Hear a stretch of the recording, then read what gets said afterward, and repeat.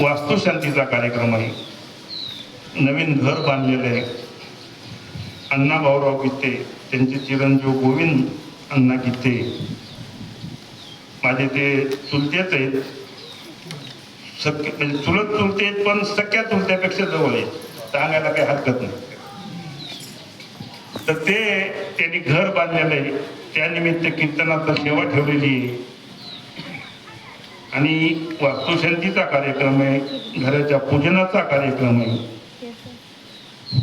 वास्तुशांतीचं पूजन किंवा घराचं पूजन कशासाठी केलं पाहिजे ह्याच्याबद्दल बरंच काही सांगतात. काय असतं, ज्यावेळेस आपण घर बांधतो त्यावेळेस वाळू एका ठिकाणून आणलेली असते, इटा तिसरीकडूनच आणलेल्या असतात, दगड आणलेले असतात, सिमेंट आणलेले असते आणि त्याला वेगवेगळ्या माणसाचे हात लागलेले असतात. मग त्याच्यामध्ये काही जर दोष असेल तर ते दोष निघून जावा म्हणून आपण वास्तुशांती करतो. आणि दोष कशामुळे जातात? दोष हे नामामुळे जातात. नाम जर तुम्ही घेतलं तर त्या नामाचं कीर्तन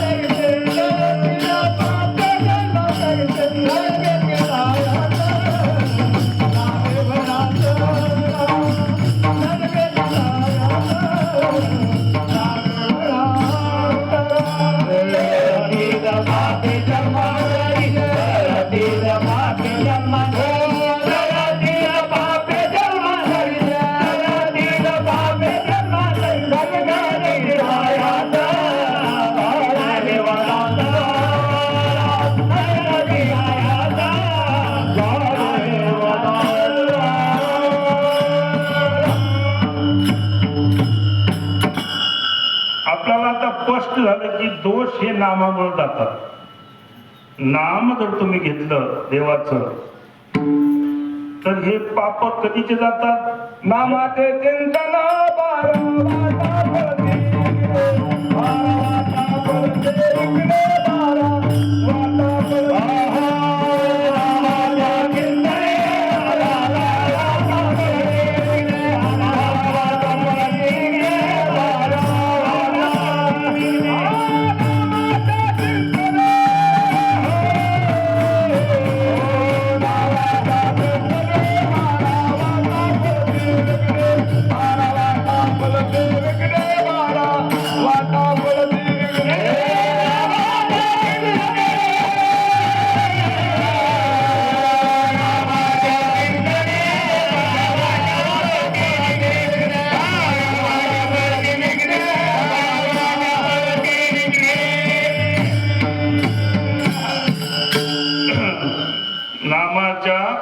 चिंतने 12 वाक्य विघ्नी पडते. अहो, नामामुळं तुमचं कुठलंच पाप राहत नाही. नामामुळं उद्धार होतो. देवापासूनच सगळं आहे. आणि देवाला जर तुम्ही मानत नसताल तर मग तुमच्यासारखा माणूस नाही बाबा. कारण कुणी कुणी काय म्हणतात महापंडित, कशाचा देव आहे, कुठला देव आहे, कशाला वास्तुशांती काय करायचं, नको करू बाबा, काही करत नाही. परंतु पुराणामध्ये सांगितलेलं आहे की नामाचं जर चिंतन केलं तर जन्मांतरीचे पाप जातात. अग्नि मेळे समारत झाले कैसे नाम केले तपतारी कैसे आम्ही केले तपतारी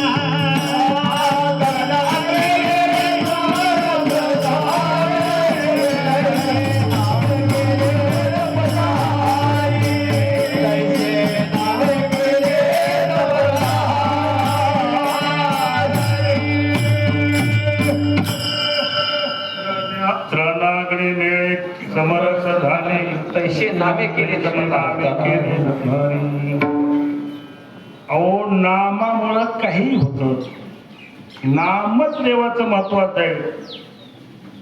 तुम्ही तीर्थाला जा, जत्रेला जा, यात्रेला जा, परंतु तुमचा जर त्याच्यात भाव नसेल तर भाव नसेल तर काही उपयोग नाही.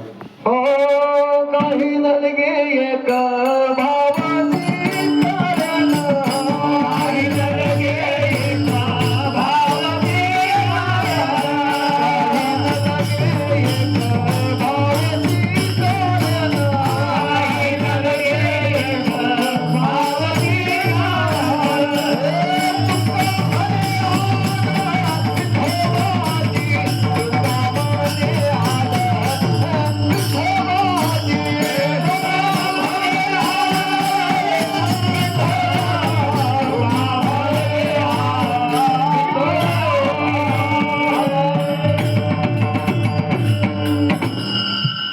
आणि भाविक भक्तांनो,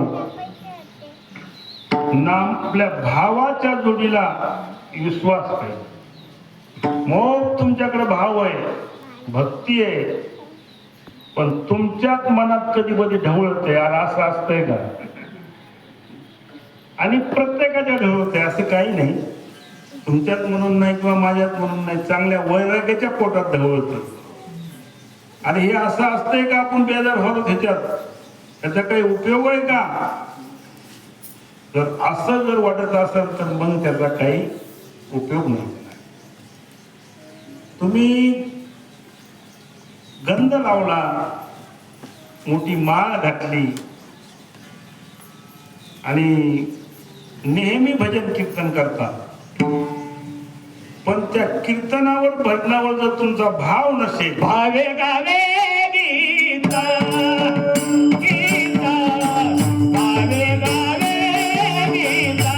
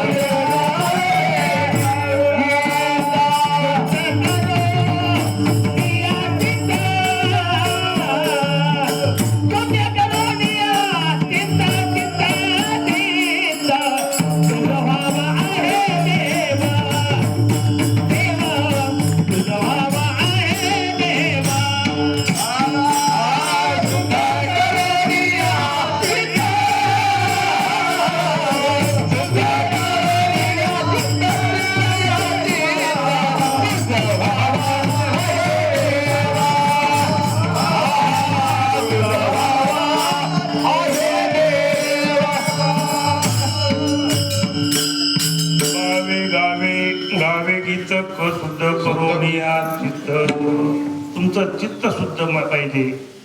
गीत कितीही चांगलं घातलं त्याला उपयोग नाही. गीत तर गायलाच पाहिजे, पण त्याच्याबरोबर भाव पाहिजे. मी थोडं बाजूला ह्याच्यासाठी सरकलो की वास्तुशांती का करावी आणि भाव किती पाहिजे ह्या मुद्द्यावरून थोडं बाजूला गेलो. आणि वास्तुशांती कशासाठी करावी तर आपण सगळं आतापर्यंत ऐकलंय त्याच्यासाठी. कारण थोडे छोटे मोठे दोष जे असतील हे नामानं जर जन्मांतरीचे जात असतील तर मग कुठं वाळूचा दोष, विटाचा दोष, दगडाचा दोष हे किती वेळात निघून जाईल, क्षुल्लक ह्याच्यामध्ये निघून जाईल. त्याच्यामुळे शंका घ्यायची गरज नाही. वास्तुशांती करावं लागते. इथून पुढे जर कोणी म्हणलं नाही करायची तर नको करू बाबा, पण शक्यतो सगळे भाविक भक्तांनी करावी असा वारकरी संप्रदायाचा मानस आहे. आता विषय हे नामामुळे जे पाप जातात, अहो हे छेद, वास्तुशांती, छोटे मोठे पाप हे तर सरळ जातील हो, काही विषय नाही. पण एक महत्वाचं पाप सांगतो आणि ते नामामुळे कसं जातंय ते तुम्हाला एकदा थोडक्यात सांगतो. भजन करायला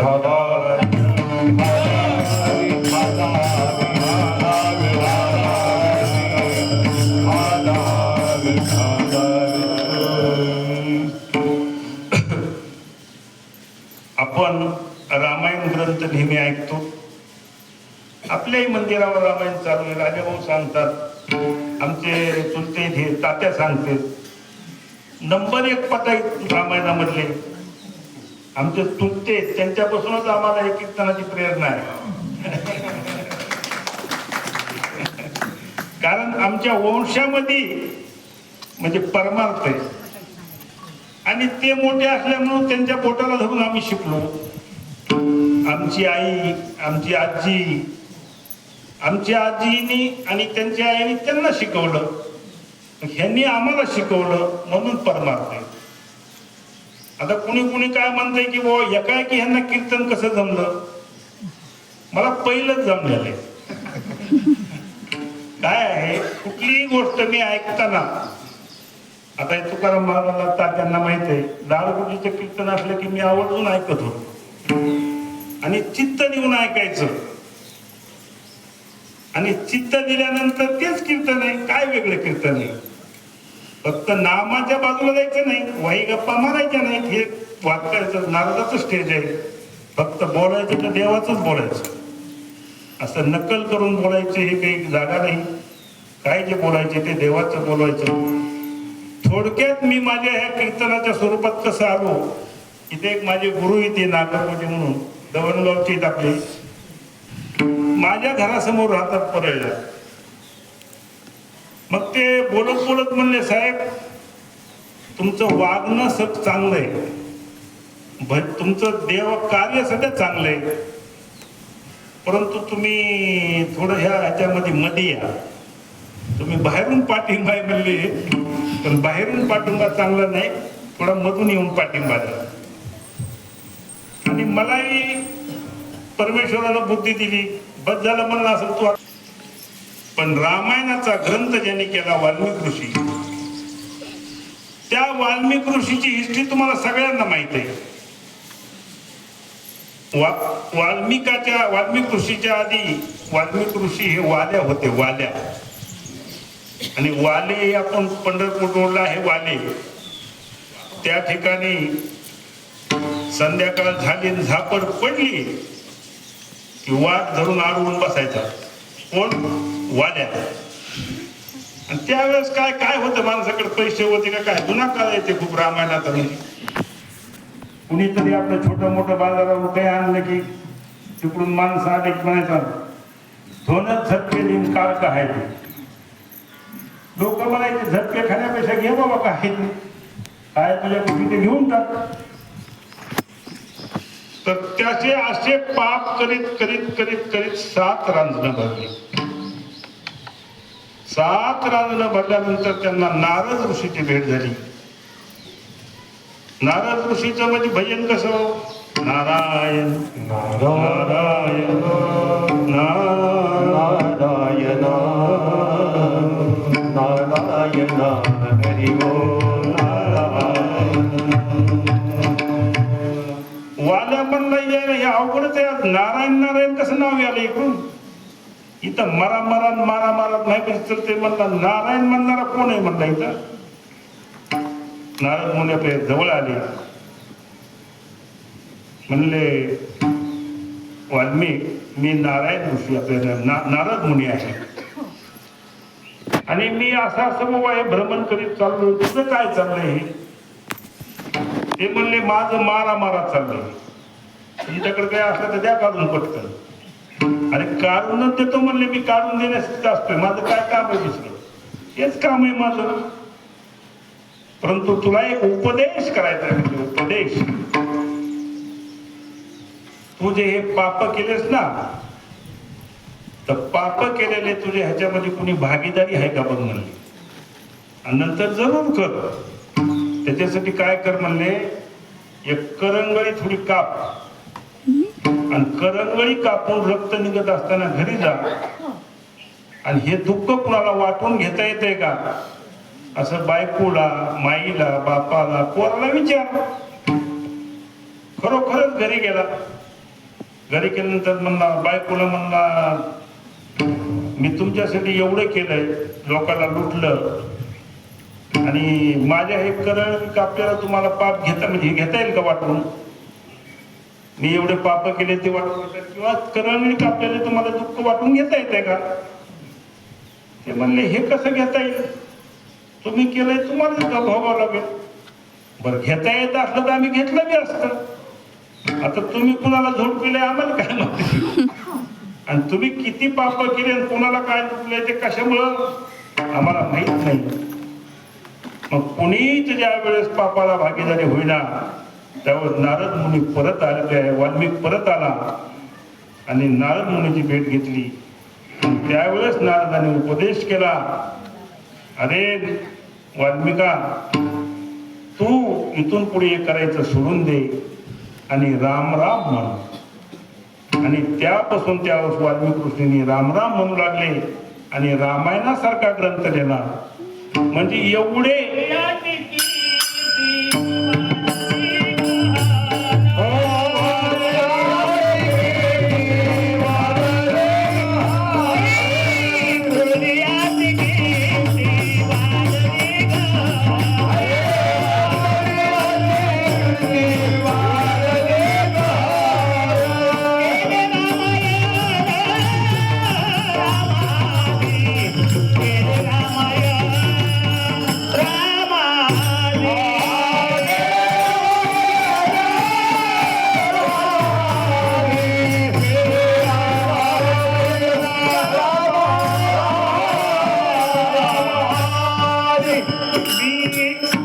वाल्मिकाची कथा सांगण्यासाठी उद्देश तुम्हाला कळाला का काही? दुःख वाटून घेत म्हणजे मी बी काय बोलायला तर तुम्हाला कळा हो, नाही तर कळलं गेल्यास काय सांगत आहात त्याच्यात. म्हणजे बोललेलं कळालं पाहिजे आणि सांगितलेल्यापासून आपल्याला काय घ्यायचंय. वाईट चोऱ्या करू नये, कोणाला लुटू नये. आणि लुटलं तर वाईट होतंय, नाही चांगलं केलं तर चांगलं होतंय, हे असा बोध घेतला पाहिजे काहीतरी. नाहीतर आपण तर कीर्तन कितीतरी ऐकायलो, महाराज तिकडे उठाने सवाशी झाले पण आपल्याला काही लक्षात येईना.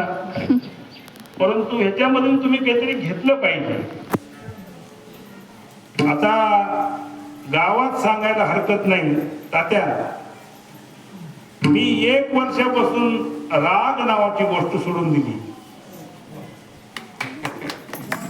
मला पहिलाच येत नव्हता, परंतु कधी कधी जर असा थोडा येऊ लागला तर म्हणलं आता या परमार्थामध्ये आल्यानंतर आपण ते सोडलं पाहिजे. मग तुम्ही सगळ्या कीर्तनात काहीतरी सांगितलेलं घराकडे घेऊन जा ना. घेऊन गेलं तर खरंय, नाही तर मग कीर्तन ऐकायचे सोडून द्यायचे काय उपयोगाचे. आपण काहीतरी घेतलं पाहिजे.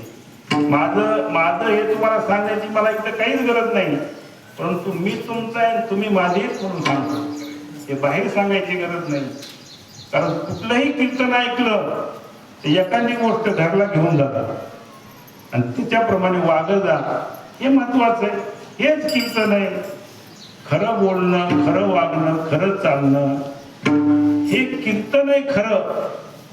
बाकीचं सगळं ढोंग आहे.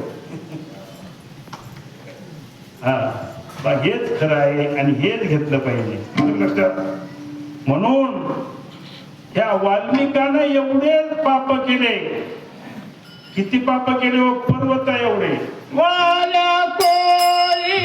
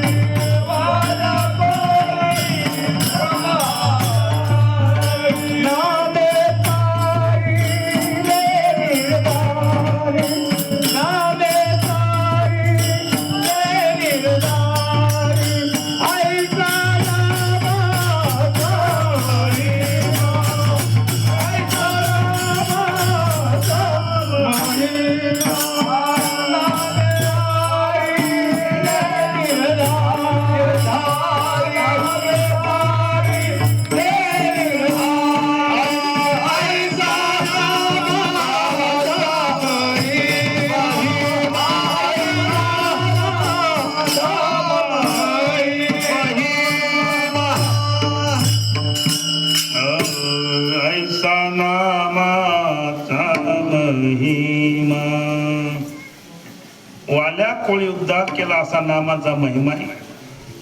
हे वास्तुशांती कशासाठी करावी हे चाललंय. आता हा विषय थोडा बाजूला सोडू, अभंगाच्या पहिल्या चरणाविषयी बोलू. जोडून या धन उत्तम यव्हाने, उदास विचारे वेच करे. धन कमवा परंतु उत्तम व्यवहारानं कमवा. पण तुम्ही म्हणताल महाराज उत्तम व्यवहार कोणते कोणते ते माहित पाहिजे ना. नाही तर उगाच उत्तम व्यवहार उत्तम व्यवहार काय. तर तुकाराम महाराजांनी सांगितलंय, मी माझ्या पदरचं सांगत नाही. उत्तम व्यवहार म्हणजे जे नियमात बसवून जे दिलेले आहेत ते उत्तम व्यवहार, आणि जे नियमाच्या बाहेर आहेत ते बेकार व्यवहार आहे. मग तुम्हाला नियमात बसणारे बी सगळे माहित आहे आणि बगर नियमाचे माहित आहे.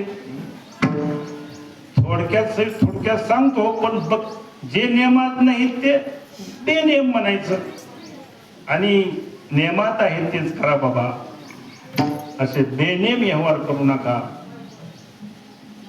आता काय हे पहा, तुम्हाला पटेल असं उदाहरण सांगतो. दुधात पाणी किती घालावं? नाही घाला ना थोडंफार, पण अर्ध्याच्या वर. हे नियमात आहे का? हा उत्तम व्यवहार आहे का? मग तुकाराम महाराज काय म्हणले, उत्तम व्यवहार करा, नियमात बसेल ते करा. काही हरकत नाही बाबा, थोडंफार घातलं तर ते सपादून घेऊ, पण तुम्ही त्या दुधाच्या वर पाणी करायला हा कसला नियम आहे? मग तुकाराम महाराजांनी व्यवहारातले नियम सांगितलेत. जोडून या धन उत्तम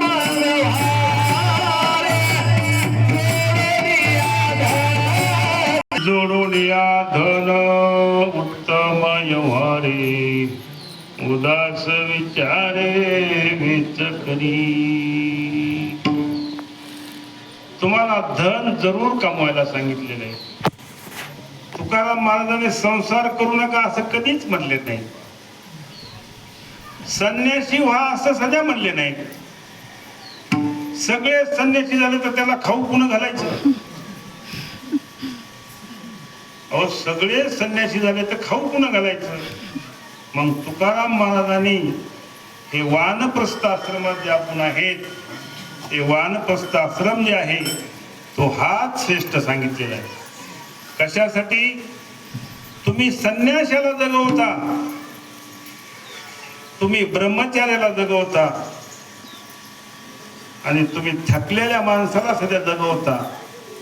म्हणजे तुकाराम महाराज म्हणजे तुम्ही श्रेष्ठ आहेत, परंतु थोडं वागण्यामध्ये कुचराईपणा करायला.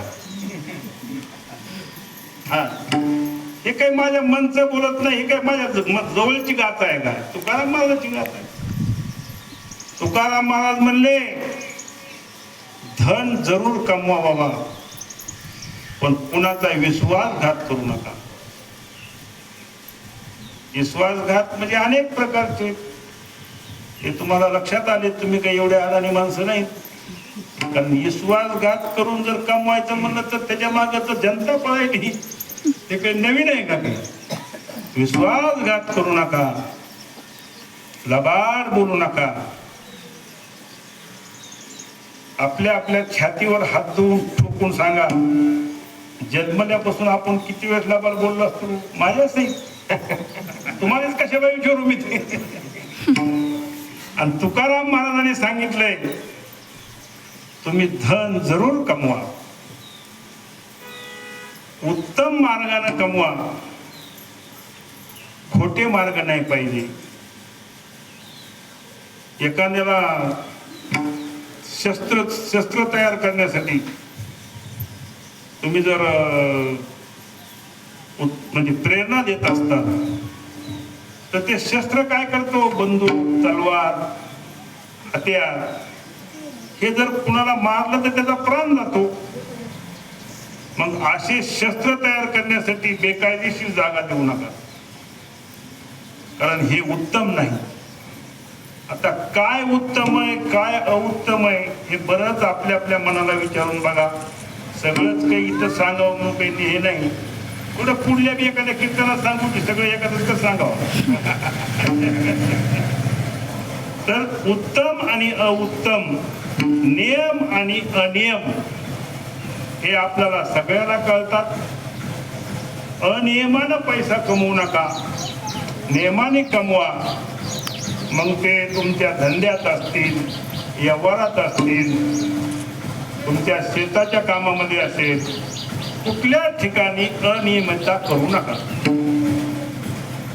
आणि अशा चांगल्या मार्गाने जर तुम्ही धन कमवलं, ते धन सध्या तुम्ही चांगल्या मार्गानेच खर्च केलं पाहिजे.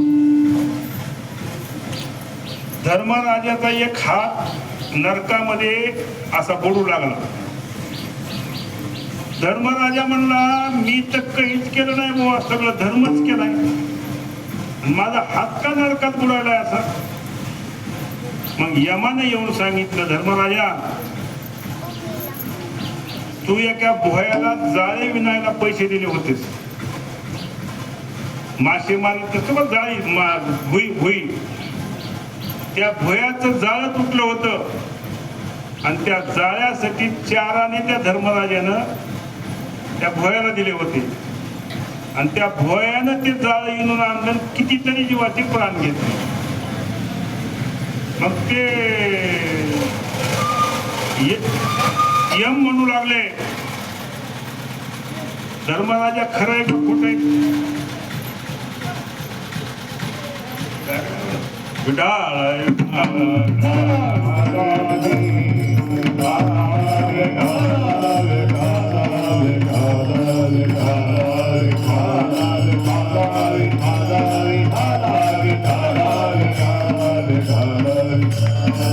द्यायचं असेल तर ते माणूस पहा काय करायला ते. तुम्ही जर दान एखाद्या वाईट माणसाला दिलं तर त्याचं सध्या पाप लागतंय, तो सध्या उत्तम व्यवहारामध्ये नाही. म्हणून त्या भोयाला धर्मराजानं चाराने दिले तर त्याचा हात नरकामध्ये लटकला. आपल्याकडून तर किती चुका झाल्या असतील, आपापल्या मनाला विचार करा आणि उत्तम मार्गाने चला, वाईट मार्गाने चलू नका. हे तुकाराम महाराजांच्या पहिल्या कडव्यातलं आपण सगळं ऐकलं. आणि हे जर तुम्ही असं केलं, उत्तमाची गाती तो एका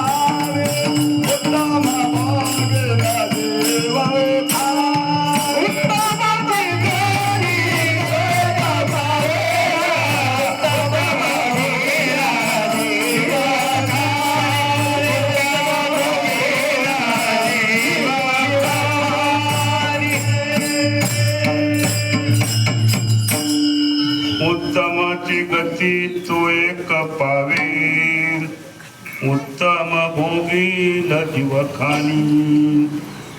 तुम्ही जर असे चांगले व्यवहार केले, चांगल्या मार्गाने वागला आणि नियमानं तुम्ही धंदे करून जर कमवलं आणि त्या कमाईचा उगा 1-2% जरी वाटा परमार्थामध्ये दिला तर तुम्हाला उत्तम गती मिळणार आहे.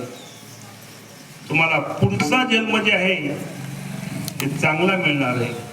मग कुठलाही मिळेल, कुत्र्याचा मिळाला तर गाडीत बसून फिरतात, म्हशीचा मिळाला तर त्याच्यावर पंखा लावून लोक दूध काढतील. अहो काही पंखा लावला म्हणजे काही विशेष नाही ना. नाही तर बगर ते बैल दूध देत नाही, त्याला काय करतात माहित नाही का आपल्याला. मोठं लाकडाला घालायचं जा तिकडं. मग ती गती कशी आहे, तुम्ही चांगलं वागला नाही.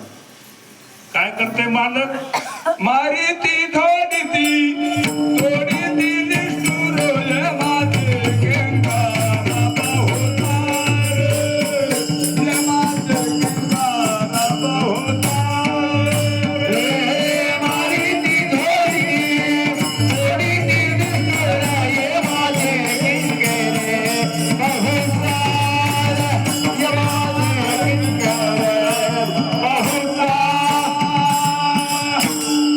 तुम्ही उत्तम व्यवहार जर नाही केला आणि देवाला जर 2% नाही दिलं ना बाबा, वांजाट म्हशी असतात का नाही, आणि त्याला एक पिंडी 2-2 चिपारे फिबाळ देतात, फटकट लावून ठोकते, तसा जन्माला घालते देव.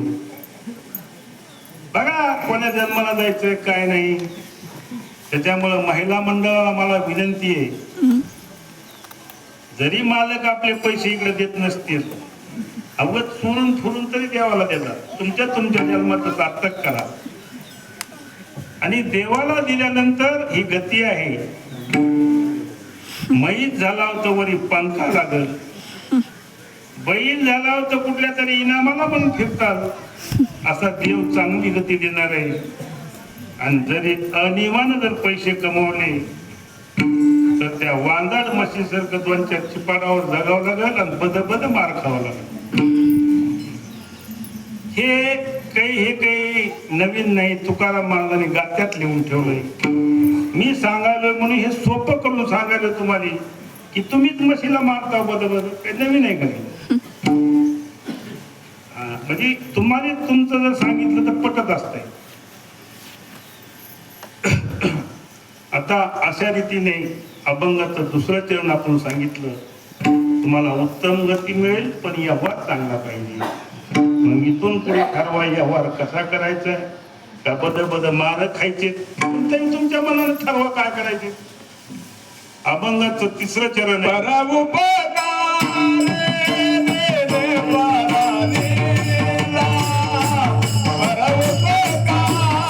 परोपकार नेने पर निंदा, परस्त्रिया सदा बहिणी माया. हे सोपं आहे, ऐकायला कानाला खूप गोड लागते, पण हे सगळे नियम पाळायचे म्हणजे साधे नाही. परोपकार महाराजांनी काय सांगितलंय, परोपकार करा. एखादा हरिजनाचा विद्यार्थी आहे, त्याला नेट मध्ये चांगले मार्क पडले, हळूच बोला बाहेर पलीकडे चांगलं, परंतु त्याला MBBS च्या परीक्षेत जाण्यासाठी 1 लाख रुपयाची गरज होती. पण गरीब माणूस आहे, पैसे मिळत नाहीत. गरिबी वाईट असते. आपण सगळ्यांनीच गरिबी भोगलेली. आताशी का आपलं कुठं बरं झालंय. त्याला MBBS च्या शिक्षणापासून 1 लाख रुपयासाठी वंचित राहावं लागलं. त्याच्यासाठी जर आपण परोपकार करून चांगल्या माणसाने जर 100-200 रुपये करून त्याला MBBS ला घातलं तर तुम्हाला जन्मोजन्मी इंजेक्शन करील ना फुकट, करील का नाही. पण असा परोपकार करतोय का कुणी. महाराज म्हणले असा परोपकार करा. एखादा दवाखान्यात पेशंट आहे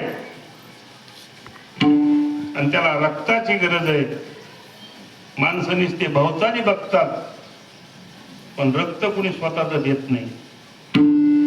इथं स्वतःच रक्त द्या, तुम्हाला जन्मभर ते विसरणार नाही. माझं रक्त, त्याचं रक्त माझ्या हृदयात आहे असं त्याला आयुष्यभर वाटेल. असे परोपकाराचे उदाहरण कितीतरी देता येतील. मग तुम्ही समजून घ्या की वेळोवेळी तुम्हाला प्रसंग आला तर परोपकार केला पाहिजे. परोपकार करा म्हणले महाराज, आणि परोपकार केल्यानंतर तुम्हाला गती आहे, नाही तर गती नाही. परंतु त्याच्या पुढे सांगितलंय, नेने परनिंदा परस्त्रिया सदा बहिणी माया. कुणाची निंदा करू नका. अहो निंदा करायला तर आपण नंबर 1 ला आहेत. हो आहेत का नाही? अहो एखाद्याचं लेकरू जर MBBS ला मार्क पास झालेलं असलं, पेढा घेऊन आलेलं असलं, त्याचा पेढा तुम्हाला गोड लागत नाही. तुम्ही काय म्हणता, त्याच्यापाशी पैसे होते म्हणून मार्क वाढविले. अरे MBBSच्या परीक्षेला कुठं मार्क वाढवता येतात का? परंतु आपल्याला निंदा ही आपल्या पातळीला पुंजलेली. म्हणून विनाकारण निंदा करू नका. निंदा केल्यानंतर काय पाप लागतं, एक छोटस उदाहरण देतो, पुढे चलतो. याला भजन करावी. ब्राह्मण पूजेसाठी समजा आपल्याच गावात आला समजा, आणि ब्राह्मण लोक आपल्याकडे जेवत नाहीत. त्या दिवशी उपास होता. एका बाईला म्हणला ब्राह्मण की पारुबाई, मला पारुबाई समोर घेतल्या म्हणून तेच नाव घेतलं, की काय अडचण नाही. पारुबाई मला थोडं दूध द्या. ते म्हणले, देवा आम्ही दूध तुम्हाला कधी नाही म्हणलं. किती घेऊन जात, म्हशी आमच्या घरी. लिटरभर दूध दिलं ब्राह्मणाला. ब्राह्मण दूध घेऊन रस्त्याने जाऊ लागला. आकाशात घार होती, घारीच्या तोंडात साप होता. सापानं गरळ उकली, त्या दुधात पडली. ब्राह्मण दूध घरी घेऊन गेला. बायकोला म्हणला, लय थकून आलो ग, चहा कर. बायकोनं चहा केला. ते दूध पिल्यानंतर सापाचं विष असल्यामुळं ब्राह्मण जाग्यावर मेला. जाग्यावर मेल्यानंतर ही सगळी घटना यमाकडे आली. म्हणले, आता हे पारुबाईवर आरोप ठेवायचा का चहा करून देण्यावर ठेवायचा का दुधावर ठेवायचा? ब्रह्मसभा बसली तिथं. ब्रह्मसभा बसल्यानंतर एकाशी एक चतुर होते तिथं. ते म्हणले, पारुबाईनं दूध दिलं, तिचाही काही दोष नाही, मनमोकळेपणानं दूध दिलं. बर, घारीनं साप धरला, तिथं खाते, ती खाऊ लागली. साप मेला म्हणून सापाला गरळ उकली, ते दुधात पडलं. मग साप दोषी धरायचा का घार दोषी धरायची? तर दोन्ही दोषी धरायची नाही म्हणले. पारुबाईला बी दोष नको, बामणाच्या बायकोनं चहा करून दिला म्हणून तिलाही दोष नको. तर हा दोष टाका म्हणले जे निंदा करते त्या माणसावर. निंदा करतात ना चव्हाट्यावर बसून, हे लय शहाणा आहे, ह्याला कायचं भजन येते, हे 1.5 दिवसात कोला येसासन, हे तुम्हाला काही बोलायची गरज आहे का बाबा? मग हे असलं पाप तुमच्या अंगावर जाते. म्हणून तुम्ही कुणाचीही निंदा करू नका. निंदाने स्तुती करावे देवा. कीर्ती मानवाची करू नये. कशाला करता बाबा? काय गरज आहे का? हे नाही का घे नाही, आणि पाठपुढे ये नाही, गरज आहे का अशा गोष्टीची काही? आणि कीर्तन ह्याच गोष्टी तुम्हाला लक्षात आल्या पाहिजे. उगाच चव्हाट्यावर बसून किंवा कुठेतरी बसून गप्पा मारीत कुणाची निंदा करू नका. निंदा केलं तर नसलेलं पाप कुणतरी करते, तुमच्या अंगावर येते. मग इथून पुढे निंदा करायची नाही. करायची का नाही ठरवा. निंदा करायची नाही. पुढच्या कडव्यात सांगितलेलं आहे,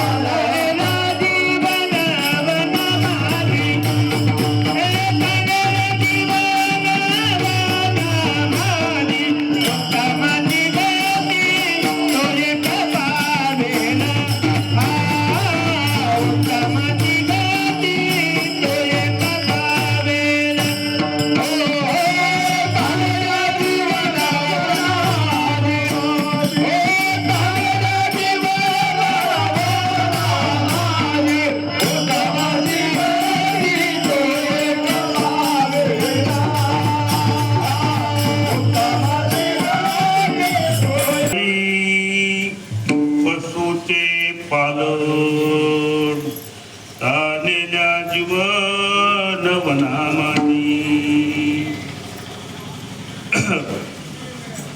पशु आहेत, पक्षी आहेत, जनावर आहेत, त्याचं व्यवस्थित पालन केलं पाहिजे, त्याला त्रास दिला नाही पाहिजे. आता गावात काल्याचं कीर्तन चालू आहे, स्वतःला भला मोठा वारकरी समजतोय, गळ्यात टप्पू माळ आहे, गपाळाला गोपीचंदाचा टिळा आहे आणि त्याला डोळे वरडायलेत पाण्यावरतून शेतात बांधलेले. काय तुझ्या कीर्तनात मजा आहे बाबा, आणि काय तुझ्या माळीमध्ये मजा आहे. पहिले तू जनावराला पाणी पाज, पाणी पाजन कीर्तन लांबून ऐक. कुठं जर जवळून ऐकायचं असलं तर जसे आमचे आप्पा करतात, मी आप्पायचं पाहिलेलं आहे. दोघच असतात घरी, ताई घरी राहिले तर आप्पा जनावराकडे असतात. काल्याचं कीर्तन असो काही असो, तुमचे जनावर बघा ना आधी, हे महत्वाचं आहे. तुकाराम महाराजांनी काय सांगितलेलं आहे, बाबा तुम्ही ग्रस्त आश्रमी, तुम्ही शेतकरी, तुम्हाला काम केल्याशिवाय पोट भरत नाही, म्हणून तुमचं पशुधन तुमच्यासाठी महत्वाचं आहे. तुमच्या जनावराला पाणी पाजा आधी, त्याला वैरण टाका आणि नंतर भजन कीर्तन करा. पुन्हा सांगितलंय तुम्हाला जनावर उपाशी भजन कीर्तन करायचं नाही, अजिबात नाही. हे माझ्या मनचं सांगत नाही मी. 5वं चरण आहे तुकाराम महाराजाचं, होत दया गाई पशुचे पालन, पशुचे पालन आणि तहानेल्या जीवन वडा मना माझी. बरेच तहानेले जीव आहेत, परमेश्वरानं त्यांना जन्म घातलेला आहे. पक्षी आहेत, साप आहेत, ईश्वर आपले हिंस्र जनावर आहेत, त्यांना कोण सांभाळत आहे. त्याच्यासाठी शेतामध्ये हौद बांधा. पहिले बांधित होते लोक, काय म्हणायचे, पाणी पाजलेलं भरपूर पुण्य असतं. पाणी पाजण्यासाठी काही हौद ठेवत होते, आणि आपल्याही सगळ्या गावात बऱ्याच लोकांनी हौद ठेवले. खरोखरच त्यांच्यासाठी एकदा टाळ्या वाजवा, कारण हेच खरं भजन आहे, हेच खरं कीर्तन आहे. तुका म्हणे संता सेवा, तुका म्हणे संता सेवा, तुका म्हणे संता सेवा,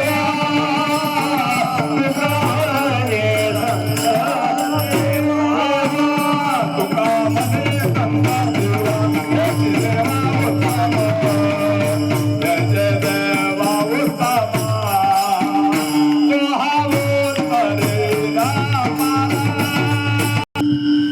गावकऱ्यांनो, मायबापांनो, सांगितलेलं लक्षात यायलंय का? नाही नाही का असं म्हणजे डोक्यावरून चाललंय. मीच तुमच्या भाषेत सांगायलो, जनावराला हौस करा, आणि मनचं सांगायलो नाही, तुकाराम महाराजांनी सांगितलेलं. हे काही माझ्या मनचं एकही वाक्य नाही. तहानेल्या जीवन वना माझी, त्यांना पाण्यासाठी सोय करा, हेच तुमचं पुण्य आहे. नाही तुम्हाला कुठं आळंदीला, मोठमोठ्या गाव आळंदीला, पंढरपूरला जायची गरज नाही, कारण तुम्ही शेतकरी आहे. एकदा फक्त वारीला कोणाला जाऊ वाटलं तर जा, असं नेहमीच जावं असं काही तुम्हाला बंधन नाही. तुम्हाला हे शेतात राहून कामं करायचे आणि हे शेतात राहून तुम्हाला कामं केल्यानंतर काहीच कमी पडणार नाही.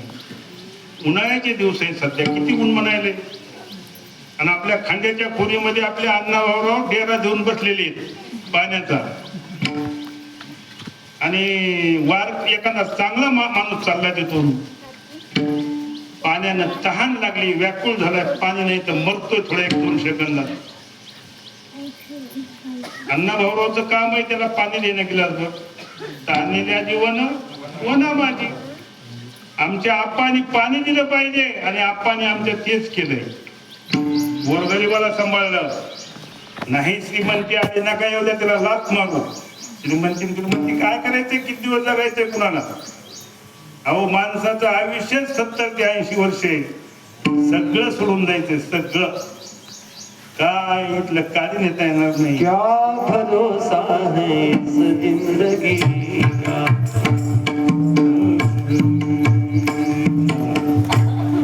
छान. क्या भरोसा है इस जिंदगी का. खरोखरच या जिंदगीचा काही भरोसा नाही. तुकाराम महाराजांनी हे 10 नियम लक्षात तुम्हाला घालून दिलेले आहेत. हे 10 नियम फक्त पाळा. एवढे ते सोपे बी नाहीत, परंतु पहिले आपले पिढ्याने पिढीचे लोक पाळत होते. कधी लबाड बोलत नव्हते. मानवावर सूर्य आले तरी मी खरंच बोलणार बाबा. तुकाराम महाराजांनी सध्या हेच सांगितलंय, चांगला व्यवहार करा, खोटं बोलू नका. परस्त्रिया जे असतील त्यांना बहीण किंवा माय समजा. असं डोळा उतरून बघत नव्हते पहिल्याकडून माणसं. ती म्हणायची एक तर आपल्या लहान आहे तर आपली बहीण आहे, आणि आपल्यापेक्षा मोठी तर आपली माय आहे. हेच अभंगात सांगितलंय की हे तुम्ही लक्षात ठेवून वागा. आणि हे जर लक्षात नाही ठेवून वागत नसताल, कितीही भजन करीत असतात, कितीही कीर्तन करीत असतात, किंवा मोठे गायक आहे, तुमचा काही उपयोग नाही, मातीत जाणार आहे. त्याच्यासाठी ह्या गोष्टी लक्षात ठेवा. हे तुकाराम महाराज सांगतात. आणि तुकाराम महाराज अभंगाच्या शेवट शांती रूपे शांतिरूपी शांततेनं राहा आणि तुमच्या वडिलाचं महत्व वागा. पहिले माणसं असायचे, पहिले पोलीस स्टेशनला जात नव्हते, तहसीलला तक्रारी जात नव्हत्या, गावातल्या चावडीवर बसायचे आणि 2-4च माणसं तिथं चांगले असायचे. ए गप बस रे, कशामुळे वटवळ करायला, तुझं काय, तुझं कशामुळे भांडण आहे, तर मी मिटवून देतो, असे खडतोड बोलायचे. आणि त्यांचं मग काय वाचायचं की कुणाचा पोरगा रे, त्या दिवशी बोलला होता अमुकाचा पोरगा आहे, असं त्याच्या वडिलाचं नाव निघतंय. त्याच्यामुळं खरं बोला, खरं चाला. एखाद्यावर अन्याय होत असेल तर तिथं उभा राहा आणि आपल्या वडिलाचं महत्व वाढवा. उगाच गळ्यात टाळ, डोक्यात टोपीन, गळ्यात माळ आणि निघाला मासे धरायला, काय उपयोग आहे? मासे म्हणजे ओळखून घ्या, बाकीचे मासेच आहेत की. हा, मासे धरायला जाऊन मान आहे, वाईट मार्गाला जाणं मासा आहे. अजय बात कार्यक्रम करायचा, कार्यक्रमात यायचं तर मासे धरायला बिलकुल जायचं नाही.